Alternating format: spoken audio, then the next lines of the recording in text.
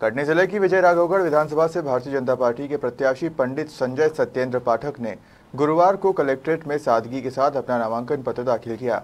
नामांकन के पूर्व संजय पाठक अपने गुरु पंडित देव प्रभाकर शास्त्री दद्दाजी की समाधि स्थल पहुंचे।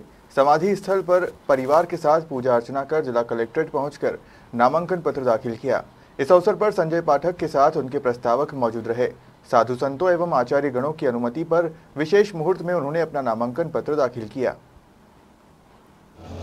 आज नामांकन दाखिल करने आए हैं क्षेत्र की लेकर। आज मुहूर्त के हिसाब से 4 लोगों की अनुमति है, इसलिए 4 लोगों के साथ नामांकन जमा करने आया हूँ मुहूर्त का। वैसे नामांकन का जो मुख्य रूप से सेट हम जमा करेंगे वो 30 तारीख को करेंगे। पूरे भारतीय जनता पार्टी के देव दुर्लभ कार्यकर्ताओं के सानिध्य में उनके आशीर्वाद लेके, वरिष्ठ बुजुर्ग, नौजवान, महिलाएं, माताएं, सभी लोगों को साथ में लेके और उनके साथ 30 तारीख को मुख्य रूप से नामांकन हम भरेंगे। आज मुहूर्त के हिसाब से नामांकन भरेंगे। लोकतंत्र के महाकुंभ में सभी प्रत्याशी अपना नामांकन जमा कर रहे हैं। सबने आशा जताई है कि जनता का आशीर्वाद उनके साथ है। इस पर आपके क्या कहना है? मैं एक वो सौभाग्यशाली व्यक्ति हूँ जिसने इस चुनाव में फॉर्म भरने से पहले अपने विधानसभा क्षेत्र के अपने जन और परिजनों से मैंने आदेश मांगा था और 25 अगस्त को उस जनादेश का परिणाम आया था। मैंने पूरे क्षेत्र के एक मतदाता के पास मतपेटी भेज के, मतपत्र भेज के और मतदान करा के उनसे आग्रह किया था कि आप तय करें कि मुझे चुनाव लड़ना है कि नहीं, मैं आपके प्रधान सेवक बनने के लिए दोबारा योग्य हूँ कि नहीं। कहीं ऐसा तो नहीं कि मैं आपके ऊपर जबरन बैठना चाह रहा हूँ, आपकी इच्छा ना हो। इसलिए अगर आपका आदेश होगा तभी मैं विजय राघवगढ़ विधानसभा क्षेत्र से चुनाव लड़ूंगा। और ईश्वर की कृपा और मेरे क्षेत्र के जन परिजनों का आशीर्वाद मेरे साथ था और 75.03% लोगों ने मुझे जनादेश दिया, आदेश दिया कि जाइए और चुनाव लड़िए और क्षेत्र की सेवा करिए।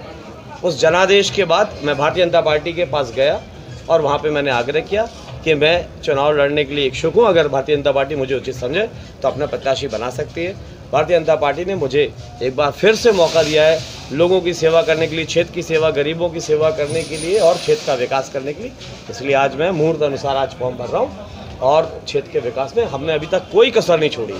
जब प्रायोरिटी पर कौन सा मुख्य विकास का वो रहेगा कि विजयराघवगढ़ में वो जो प्राथमिकता के तौर पर होना चाहिए? देखिए, जिस प्रकार से जलवायु में परिवर्तन आ रहा है, जिस प्रकार से ग्लोबल वार्मिंग हो रही है, जिस प्रकार से जंगल काटे गए हैं, जिस प्रकार से प्रकृति में जो संतुलन था वो बिगड़ा है, उस संतुलन बिगड़ने के कारण जो वर्षा जिस काल में होती थी वो कालखंड बंद हो गया कि जैसे सावन की झड़ी लगती थी, भादों की झड़ी लगती थी, वो सब तो खत्म ही सा हो गया।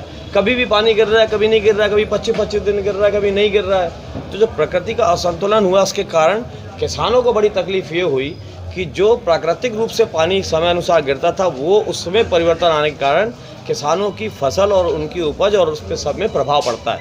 तो जो सिंचाई की परियोजनाएं हमारी हैं, जो अभी आपने देखा कि सिमनाबाद से एक टनल आ रही है जो नर्मदा जी की नहर थी जिसमें मशीन करीब 1.5 साल बिगड़ गई थी और वो टनल जैसे पूरी होती है जो हमारे विधानसभा क्षेत्र में उसका कार्य बहुत द्रुत गति से चल रहा है और मेरे को लगता है साल भर में टनल भी पूरी हो जाएगी।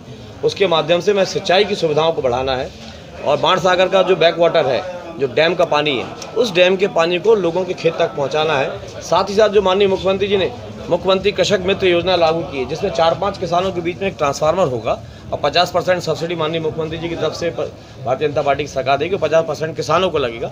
उस 50% में भी 50% हम खुद अपने पास से देके और हर 5-6 किसानों के बीच में एक ट्रांसफार्मर लगा के एक तरफ जहाँ विद्युत की व्यवस्था कर देंगे, दूसरी तरफ जल की व्यवस्था कर देंगे, तो आप ये मान लीजिए कि किसान का जीवन धन हो जाएगा और उसका फसल हो जाएगी, तो यानी गाँव का जीवन पर्याप्त हो जाएगा।